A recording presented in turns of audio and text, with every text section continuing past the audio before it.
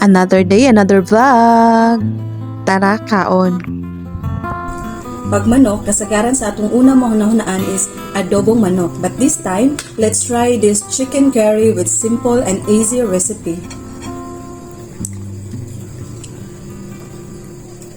Siyempre, pag chicken curry, mas prefer na ako ang creamy. So, manang ang ka-creamy ng atong chicken curry for today's video.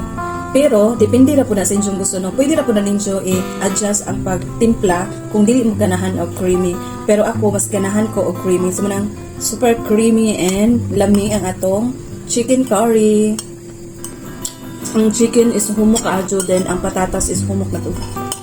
Giuna na to gisa ang sibuyas, then sunod na to ang chicken. So ato sa nang ibutang ang chicken kaya ato sa pasagdan until mo golden brown or ato na diyang hinay-hinayon para maluto kung sa atong bali-balihon.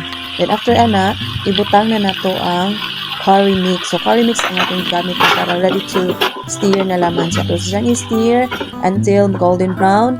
Isunod na to ang gata. Then after gata, butangan na to og water kaya ato pang pahumukon jud ang atong chicken. Then after that, butangan na to og pork cubes. Then patatas. Stir na to until ingani na ang texture. Then isunod na to ang bell pepper. Then spring onions. Then butangan na to og paminta. Dili na ta magtimplaw kasi no kay curry mix man ang atong gigamit. So muna ni ready to eat ng atong chicken curry. Bye!